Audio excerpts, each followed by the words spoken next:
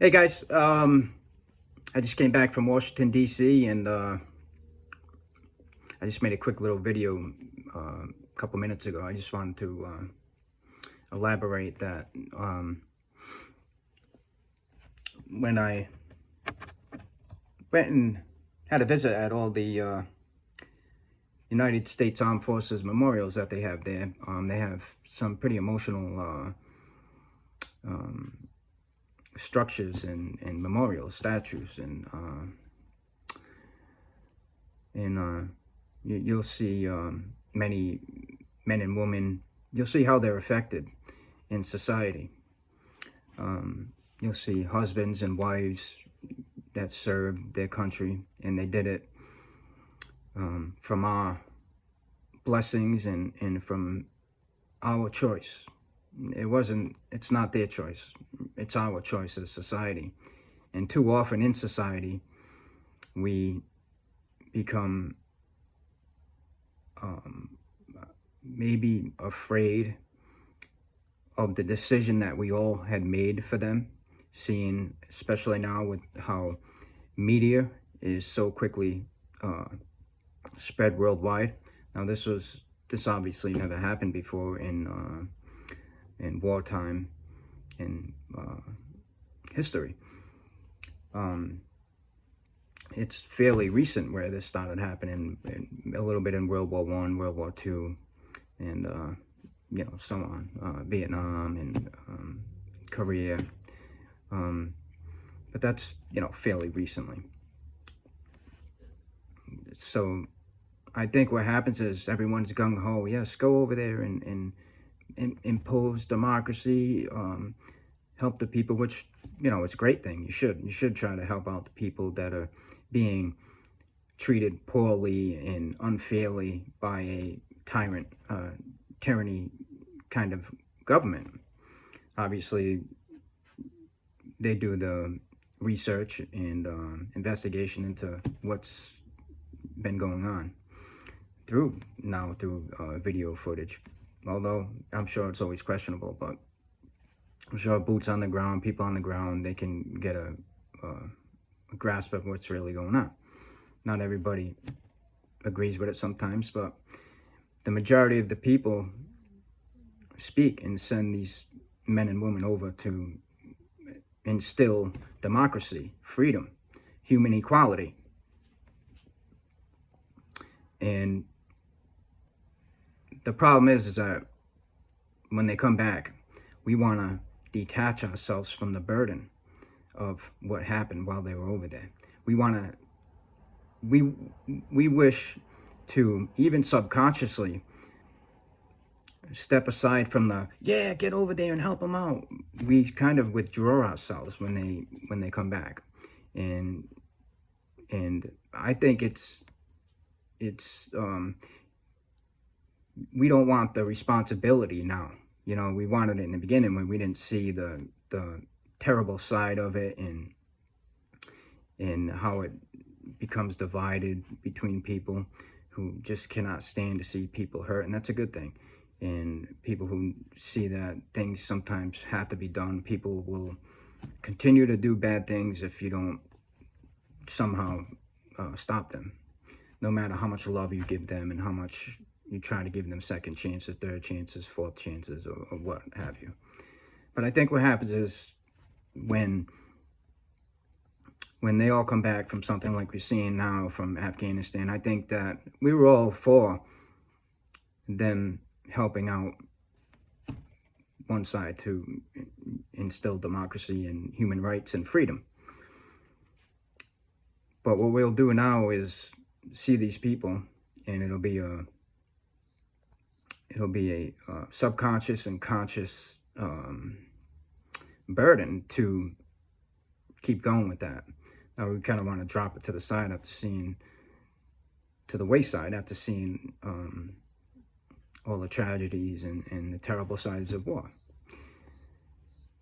It's all great in the beginning, but then when things unfold, you don't want to carry that burden around. It's quite obvious that they carry a different burden than we do.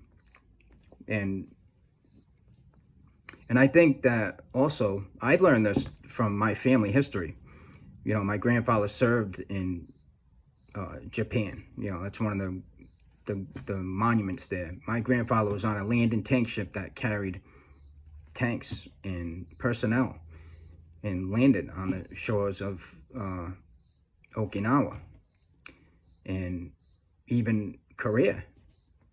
And then my other grandfather, who was a submariner, he was in a submarine, and they went through, you know, hell. It's just hell. But they were an immediate threat, and they just wanted to stop that immediate threat. It was very righteous in that one. Some wars, maybe not so much, but it's hard to see other people suffering. And I think that's the problem with worldwide news media. It gives everyone that guilty conscience when you see people being oppressed in other countries by tyranny or terrible leaders who hold power through fear of hurting people and whatnot. And we as Americans somehow found democracy through our own civil wars over time, and think we found this key that we can impose on people or instill in people. And sometimes it's just too much of a, when you're going on to another land, too many people, even the ones you're fighting for, will be angry. They'll see it as you occupying their territory and looking. There will always be rumors spreading and misinformation of why you're there. Like we're seeing, you know, it could be for oil or for gold, you know, it's just, you know, so many different things. But I also believe that a lot of these college graduate politicians somehow, some way, envy these people and envy our soldiers, our American men and women of the armed forces, no matter what branch. I think they become somewhat jealous because there is that side of people that appreciate it, and we appreciate it greatly. And I think that's what leaders, especially some of the ones we've been seeing in the more recent elections, I think they become somewhat jealous or envious. Maybe not jealous, probably envious, or I think they see the men and women of the armed forces as some more of a threat, even if they're the ones that are now, they've seen too much fighting for any kind of democracy, or they just want peace now, right? Most of the people that come back, most of the soldiers who come back. But if you think about it, if you're coming up in the world and concentrating on being a politician, perhaps from your family, your mom, your dad, maybe they were politicians and they want you to be. I believe that, unfortunately, today they scan whatever state they're in, the neighborhoods, the people. Who's going to be competition for me? And I believe they become extremely envious of the men and women of the armed forces, especially if you have generations of that in there, of sacrificing, selfless people. You always see people walking up to men in uniforms, and they should, men and women in uniforms, and shake their hands and say, thank you for your sacrifices. And that's all fine and dandy, and it's great. But you need to really act on that. You need to really take action in the words that you speak. Fruitless words of not acting, not treating them the way you say you would in front of public eye. You need to treat them the same in the spotlight and out of the spotlight. It's truly a disgrace, and it's really sad what we see going on today in America. especially when you go and see how much they celebrate and memorialize it righteously, and they should memorialize these people. They have given it all for us to be happy, to be free, to have freedom, human equality. And it is being taken away strategically in every single city and town across America in one way or another through various reasons. We see it all over the place. I think it's stressful times right now from all the combinations of things, people learning. Social media is one of these things where we've never seen people bragging about their wealth the way they do. It's hard to not post things on social media. We've never seen, as much as we do now, we've never seen presidents and vice presidents and our leaders palling around with celebrities. Now, that's two separate degrees of life. Now, I might see myself as an immature man that wants to party my life or away, or I might see myself as a responsible one that wants to do the right thing and speak out for people. But what I definitely want is for my president, my vice president, my leaders, my governors, people who have been elected, to be far, far more responsible than me. So if I can pick up on the fact that celebrities cannot really have any position on anything worldwide, or they lose a great deal of their funding, their profits, their financing, that they have a structure now, an infrastructure of employees that they need to keep paying. So if they're against anything, even if they're truly against it within themselves, they will not be against it in the public eye, for they will lose a great deal of their profits. And that's fine. That's what they should do. They're there to be that side where it's a lighthearted experience when you brush shoulders with them, when you cross souls with them. The leaders of America should understand and know how to separate that. And it's very hard to do now. I understand that. Everyone wants to be seen and be heard and be loved and be respected and appreciated. But not that anybody's too terrible at it right now. But with social media, my point is, getting back on track, my point is that social media is merging these two opposite ends of spectrums of society and its leaders and its people. And we see that with our democracy. We have named each side. Democracy is a spectrum. You have usually one side of democracy, which is maybe the most impoverished side, and then the other side, which is the most wealthiest side. And you take one representative, one ambassador of the impoverished side and one from the wealthy side, and you both complain about what's going on. You'd like to take the worst, at least that's what I believe. You'd like to take the worst of that situation. You're being too heavily taxed in the wealthy communities. You have all this responsibility of giving people jobs, and that's a burden. And then the poor communities, you're impoverished. There's, obviously it's more extreme and terrible. Unfortunately, everybody cannot at one time be wealthy. That just isn't going to happen. But what you need to do is find out what's going on. Abuse of power in some situations, some counties, some towns, some cities, some states, for the wealthy and for the impoverished, the working class human beings. And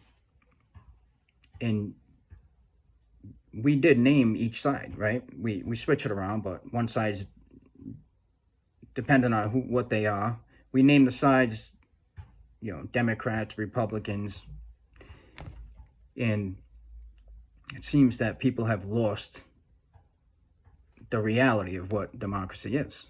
They have now been recruited into being a Democrat, and they lost sight of the true meaning behind that person who was being a Democrat. And even in my time, or a Republican, even in my time, I've seen that it switches. So it'll be whoever your ambassador is, and whatever party they were inducted into by their parents, perhaps, or grandparents, or friends, family, peers. Their ideals change. And with that, so doesn't the word for it, so doesn't the name. Democrats might be for the wealthy one year, maybe for the impoverished the next, depending on who's representing that side. But we should never look at it like that. And it's questionable whether, and it's always been that way, whether leaders should even,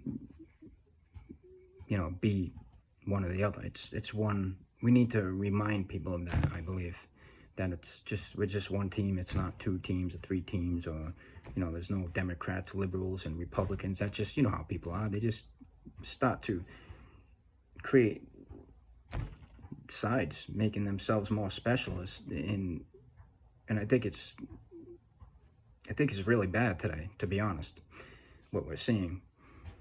Now, I come from a veteran community, and my family has sacrificed through every major battle seeking human equality. And I've had family members. I have a small family. It's not very many people, a dozen people. I mean, I even have some who were in the drug rehabilitation field, which was very, very, rewarding but difficult job, but sacrifice. It's selflessness.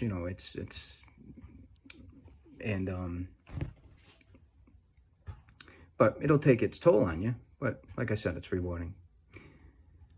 And I have family members from every single war: Vietnam, Desert Storm, Korea, Okinawa, Pacific theaters, and the people I grew up with around me, paratroopers, Seabees, just all kinds of just wonderful people who, for some reason or other, didn't seem to speak too much. Did a lot of their speaking physically. I know it sounds strange, but it seems to be more body language and I took some time thinking about speaking, and perhaps sometimes speaking is just a means of procrastination, right? So maybe that's why these are people that took action. These are people that acted, so maybe that's why they don't speak as much. And perhaps that's why a lot of them are called grunts, because they don't need to speak. They don't want to snowball you with words of positive affirmations or outcomes, or while they're actually just stalling time and procrastinating. That's what we see today in our leaders. Most of them. They accept that we are so unintelligent that we cannot pick up on the lies that they feed us when it comes to, say, something simple as jobs, employment. How can there be more jobs when we physically see with our own two eyes that all these major distribution centers have put automated kiosks in there? And that trickles down to everything. That takes jobs from everybody. Landscapers, roofers, siders, anything you can think of.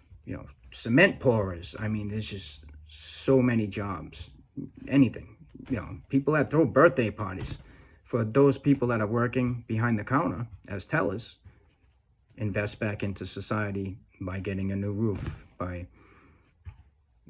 throwing birthday parties and hiring people to do it. And there's just no way that we are seeing more employment today, and I could see it out there, and I see and it's going to get worse, but hopefully not. Hopefully somehow, some way, I'm sure that we can pull through it, but hopefully our leaders start to really take action. I don't see it yet, but so back to my story. Sorry to carry on, but I just want my one follower out there, maybe Mr. Zuckerberg or somebody, to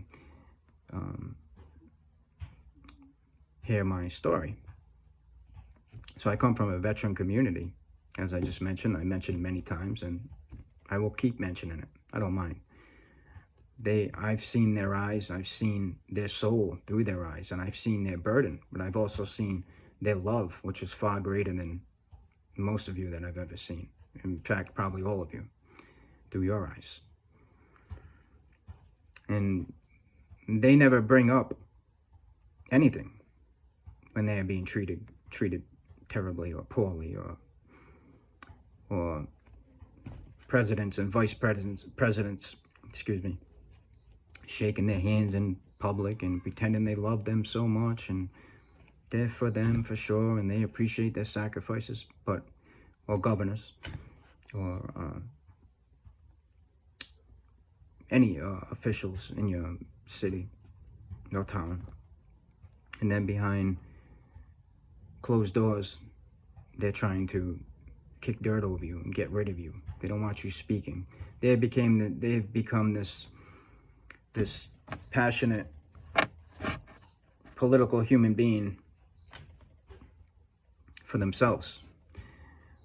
There's no place in leadership when you are a narcissist, when you love yourself more than you love people. You must love them more. And the way you become to loving them more than yourself is through empathy. Empathy is hard to obtain. It is difficult to obtain empathy. For you to have empathy, you must sit side by side with these people through life, through everything. And most people don't want to sit side by side or stand next to somebody who's making minimum wage their whole life, or considered poor or impoverished and are being targeted by law enforcement. Or these are just people, again, I hate when sometimes I myself will slip and say, you're being targeted by the police, but it's not, though. It's a human being. It's a person that's just a terrible human being. That's a bad person that just found employment somehow, escaped through the cracks or through the nooks and crannies of applications and whatever you need to go through to get a job. And that's all they are. And that's what we need to start looking at them as, not law enforcement. You have to go against this whole thing, or government officials and whatnot. They're just simply people, and most of the times they are much less intelligent than you are. You may not be able to articulate that properly through your speech, but that's what they practice doing their whole lives. They are not working. They're not working with their hands and their bodies. They are not. A lot of these politicians are college kids, and they came from money. And even if they didn't, I'm not saying they're bad. Some of them are just absolutely great human beings. So don't take this the wrong way. It's just that they are trained and train themselves and practice speaking. But does it matter when it's not from the heart? Maybe today it does when it shouldn't matter. Um, but it is true with these last few presidents. I mean, not that they're all bad human beings, but I think it has a lot to do with social media and its impact that we're seeing from everybody kind of being celebrities in some way, shape, or form. It's not just a segregated few celebrities making tons of money and you want to just party like a rock star. Now it's kind of everybody's at least pretending they're rock stars. I've seen this on listening to just going through YouTube and seeing this on Elon Musk was speaking of this, and Joe Rogan was speaking of Instagram and Twitter, social media, and how it's impacting the people. So we as people want our leaders to be far more responsible than even we are. We like to run our mouths sometimes and pretend like we're the most responsible human beings on earth, but then we go and want to party like rock stars. But what we're seeing, even if it's not real, even if it's just through social media, what we're seeing is the rock stars and our leaders who are supposed to be, the responsible ones, merging together. And I think that has become a problem. But I guess that's something only time can and will change. It's not something that anybody could control. Nobody can control the powers of communication through people, easy communication through people worldwide, such as, social media. Yes.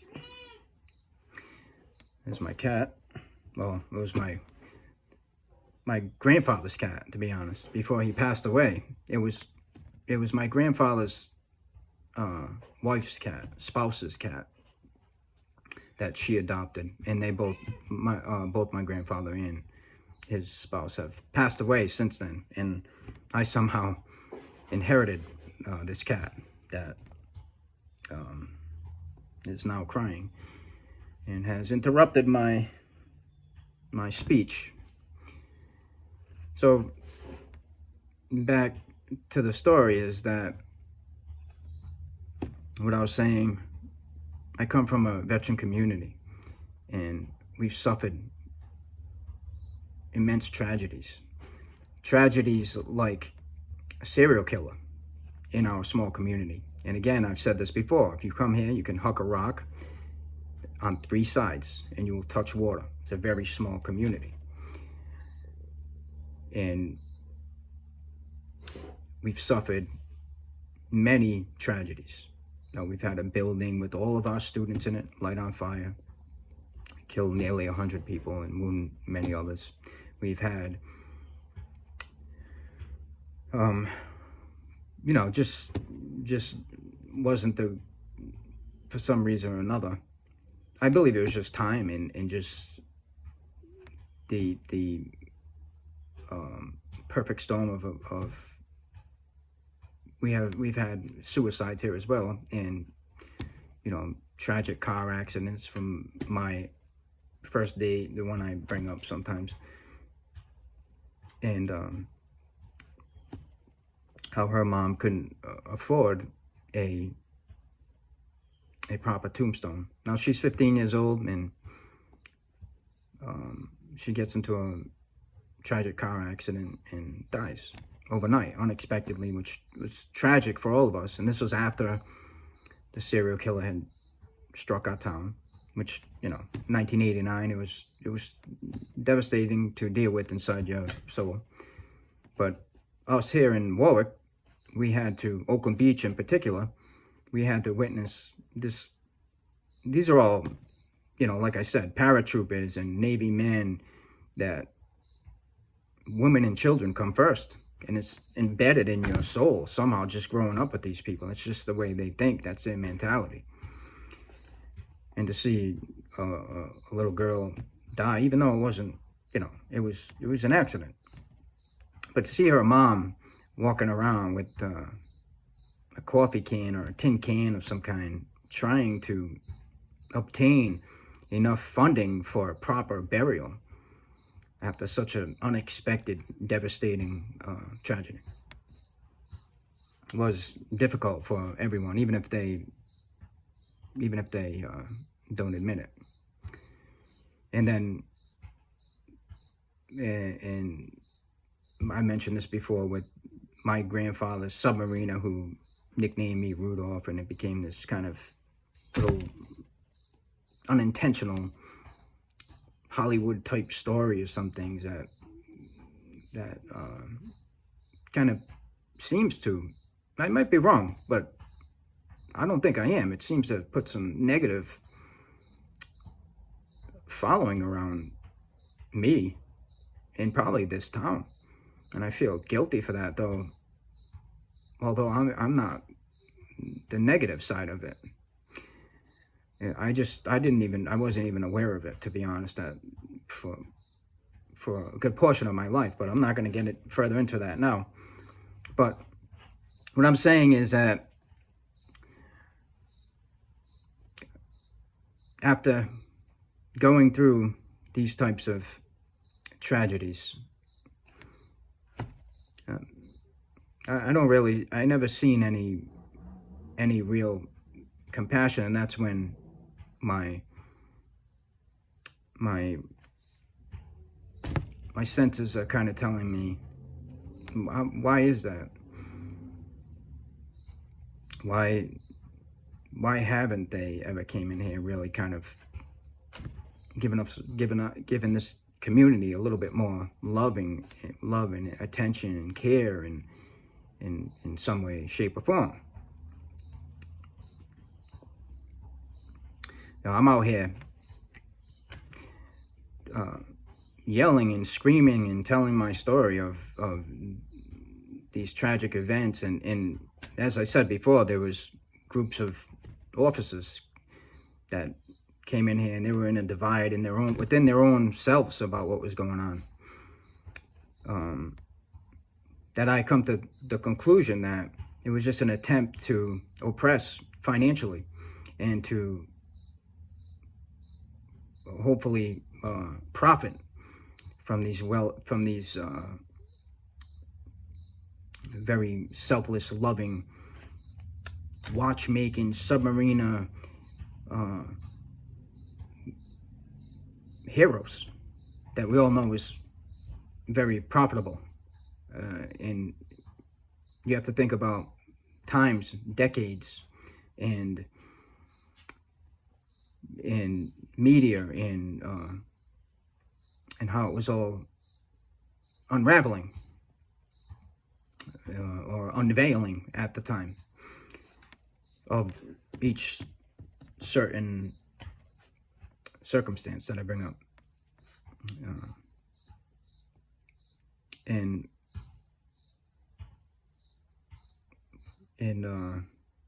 So I come to the conclusion that that's probably what happened here, and it's terrible. It's just something that should not have happened, but it did. So that's why I'm here speaking once again, and it's been hell. I'll be honest. That just trying to get people to have empathy and to do the right thing for people that, if you held a camera on some of these people and put them in the same situations, they would, show you love and compassion and empathy,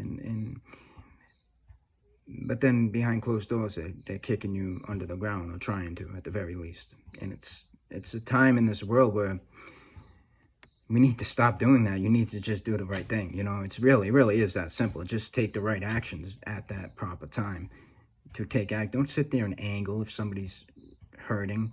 You have, we hear about George Floyd and Breonna Taylor. We see all these humanitarians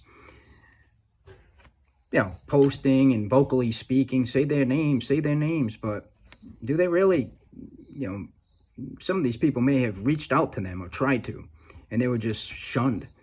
Go away, until they were eventually murdered, really. And they may have been complaining about being targeted. And believe me, this isn't just the African American community, as scary as that is. It's not just one. We'd like to believe that it's just one isolated spot or group of people. Not that it's ever right. It's not. It's wrong no matter what. It should never happen. But it's worse than that. It's happening to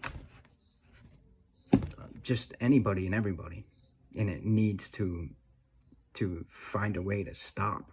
We're all on the same soil together. We're all living in the same land, and we're all just living next to each other. We should just want a better life in this short one that we have. It's not a long life. Why not enjoy it?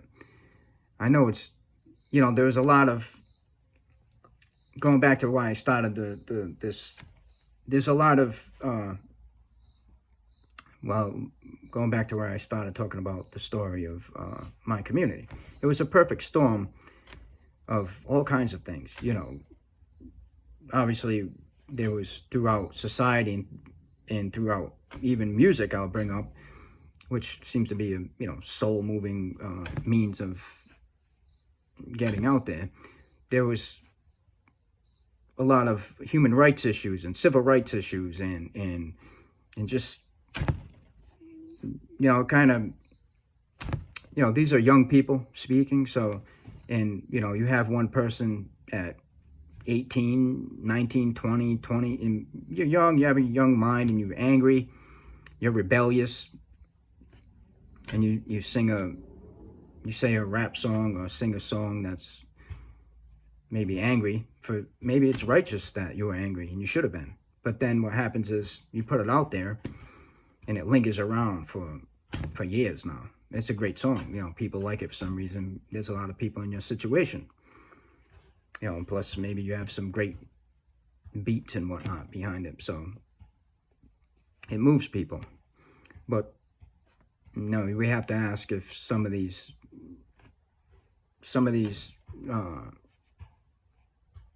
speeches through singing were just a moment of, you just wanted to be, you just wanted to release something, and it just carried on further than you thought.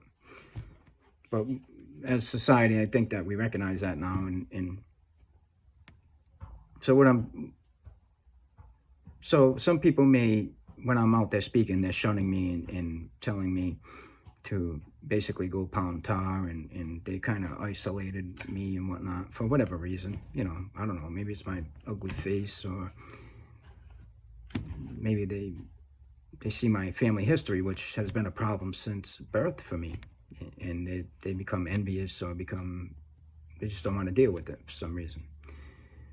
So what I'm getting at is that it is a veteran community. It is made up of the men and women of our armed forces in a deep connected way to the birth of what we are.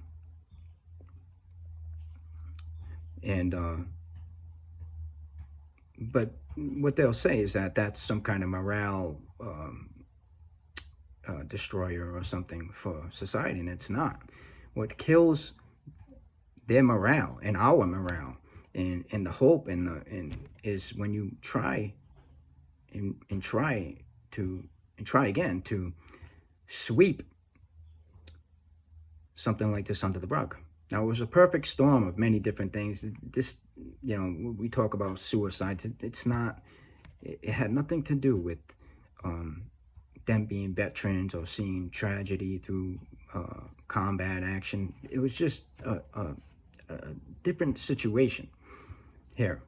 Tragic it's tragic regardless, but that's just an excuse when something like this happened. And this was through a course of time. It wasn't just like one incident, right? And it was also a time of television and, like I said, music kind of being thrown on there. I mean, even when I was a kid, I can remember having just a TV that barely came in. You had to smack it around just to get it to, I think this influences people even through movies that may become popular. But that, for whatever situation that the movie is focusing on, maybe it spreads through communities, obviously. Monkey see, monkey do, right? But my point is that, I've seen so many people that made great careers from the military and feel great about themselves for serving and are just, just so rewarding and they're not depressed whatsoever. And in every situation in the world, every job, you hear about dentists, you hear about doctors even becoming suicidal and depressed. And and it's just in every group of people through the world. That's just, I guess it's always been that way.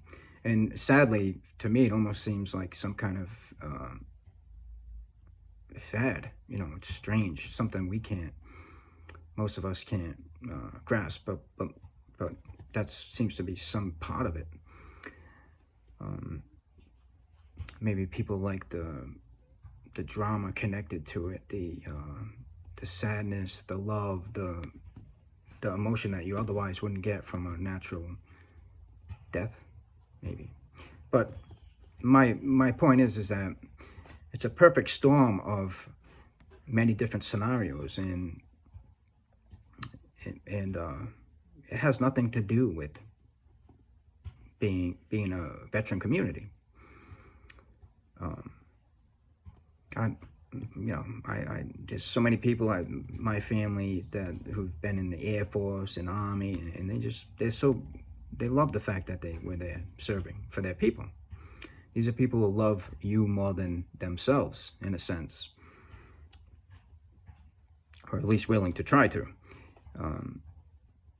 So that's what I will be putting out there more and more for what has happened here. And continues this kind of targeting that I've been experiencing, financial oppression, and it just kind of feels like getting passed on down the line where everyone simply just angles for their own selves without ever thinking of the person that is going through it. And it's very difficult when I'm always at risk of seeing pretentious or narcissistic when the story seems or is about me. And there's always these kind of angling, people that come up with all kinds of things. Narcissism's a hell of a thing. I'll be honest. That's one thing I've learned is that a narcissist can literally shoot you 5 times, 10 times, and then prop you up against a cactus or something, with a great sunset in the background. You're dying, and they leave. For you, they want you to die. They left you for dead, and then you survive it. You persevere. You're the one that got through it, right? You picked yourself up and took a cactus needle and you took a piece of the string from it and you sewed yourself up. You sewed your 10 bullet hole wounds and stopped your bleeding against all odds. And then you crawled. You're too weak to walk, so you crawled and rolled and made your way into town and got help. And through it all, you spent nights with wolves and you spent nights with chupacabra, whatever. You went through tons of shit to get there, tons of terrible situations to get there. Excuse me if I'm speaking freely for a minute, but sometimes that passion just erupts. So you get there, and now you have a story. A narcissistic human being is going to want 50% of that story from you. The very narcissistic human being that shot you 10 times and left you up against a cactus for dead. Narcissism is a hell of a drug, let me tell you. And it is difficult to get through, especially when they have possibly generations that were oppressing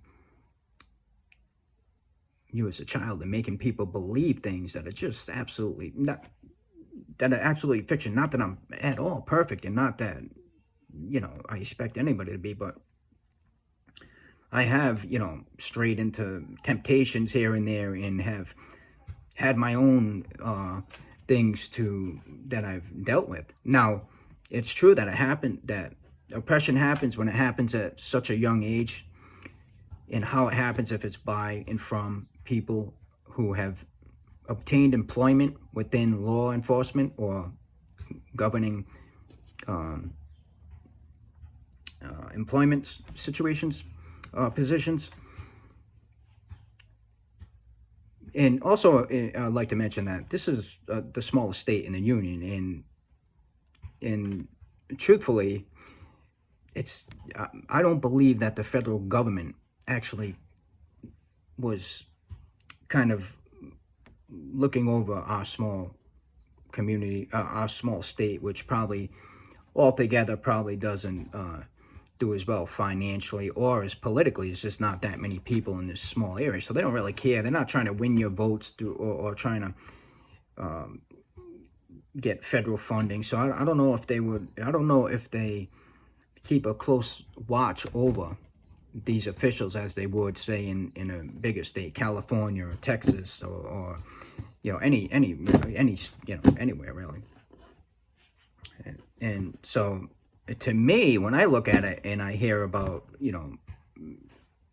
senators, mayors, governors, or even law enforcement, I don't see it as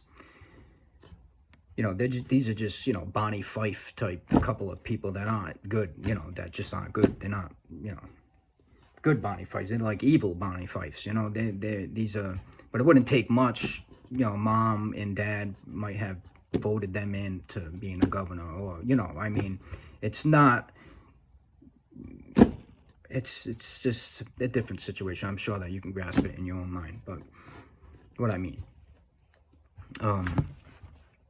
So that is part of my story, and now, of course, I become a writer and started writing. Well, at least I like to call myself a writer or an author. But now I'll face, oh, well, this is why this is narcissism now, another act of narcissism. Oh, that's why you're doing this, Eric. That's why you're speaking out now. It's for the reason that you're a writer and you're trying to make money, your greed, and things like this. And it's just not. My story was born with my grandfather, a submariner who was willing to sacrifice his life. And also through my other grandfather as well. And he had AIDS popping up everywhere and whatnot. But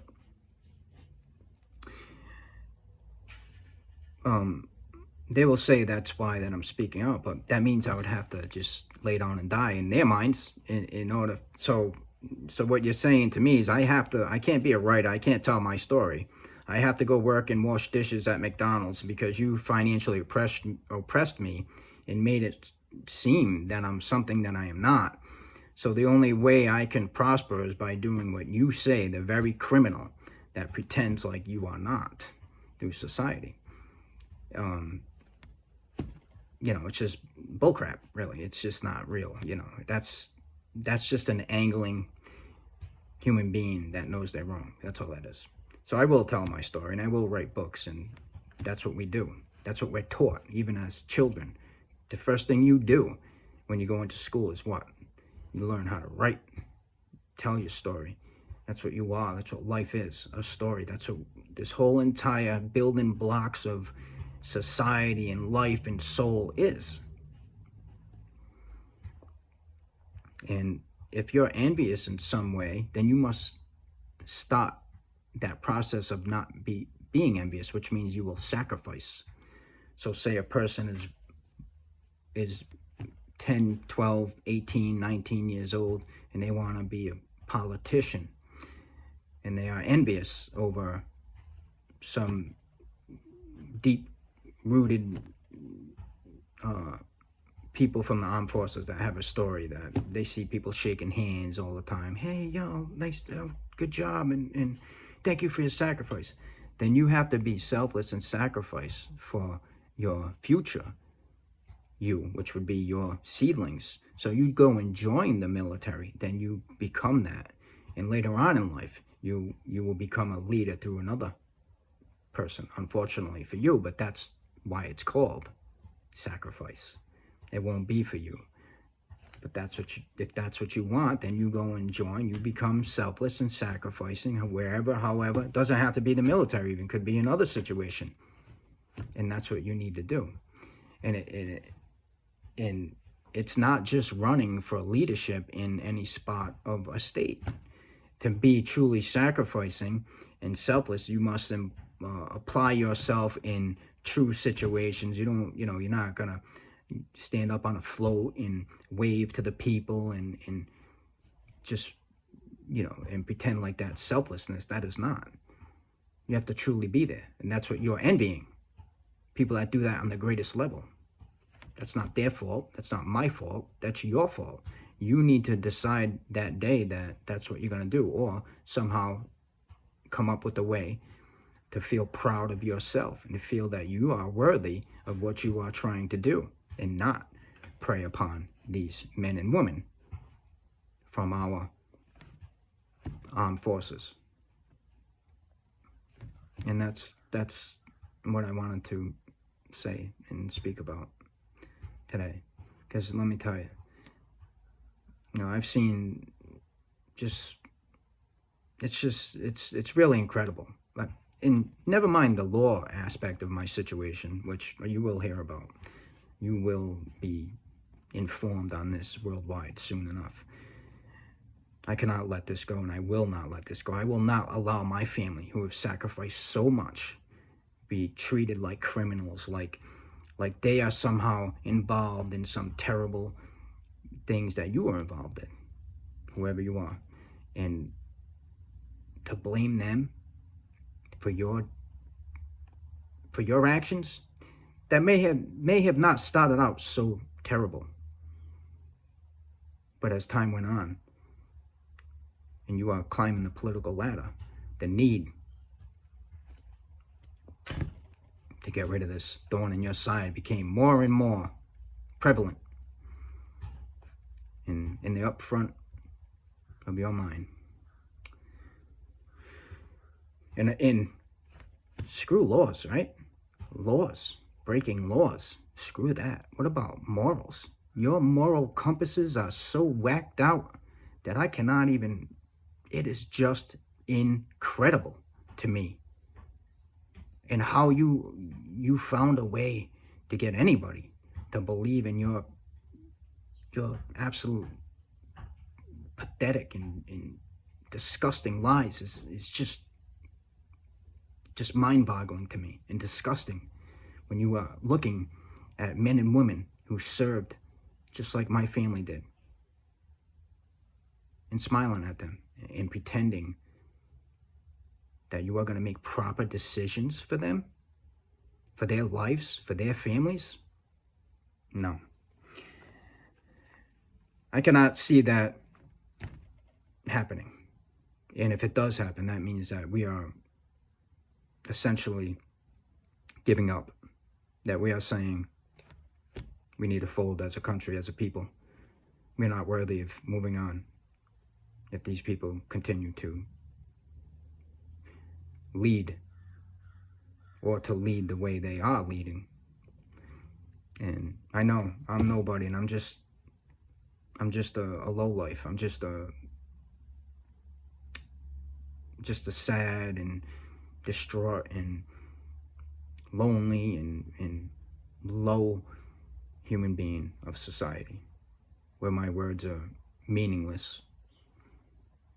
But still, I'm going to speak about it, and I'm going to make sure you all hear about it.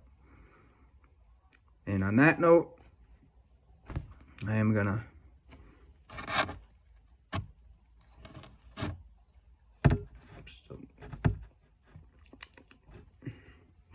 I am going to end this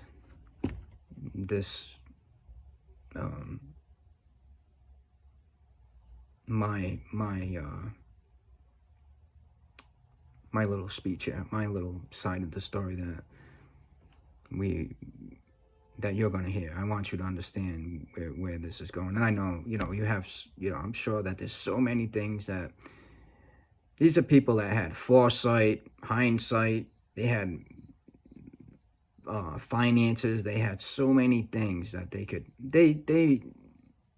attack you on so many levels that if this happened to you, you would start to think at one point in time that you were losing your mind, and that's what they wanted. That's absolutely was, at least for some amount of time in their little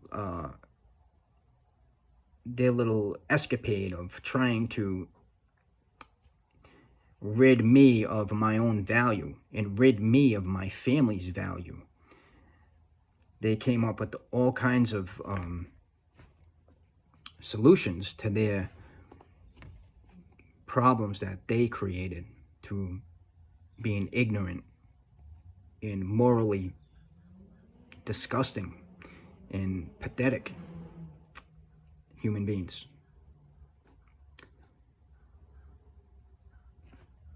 So that's what I wanted to say. And thank you all for listening. And I know that it's difficult. And you see it. I mean, I'll be like the Black Plague until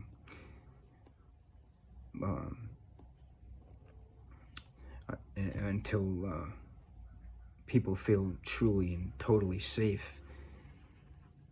They don't want to be preyed upon by anyone that is in law enforcement or governing any kind of leader. And they shouldn't be. And I don't want them to be. It's me. That's why I said to myself, and I've stated it and recorded it, I will go from the outside and come back in. I will tell my story from the outside and bring it back in. Not in and that's me. It's very difficult to be in a place like this where you don't want to have your people hurt or preyed upon, as I was. On that, I'm going to end it there, and thank you all for listening to me. I know I'm just like I said before, but thank you. God bless you all, and have a great weekend. And night, day, whatever you're having. All right, thank you all.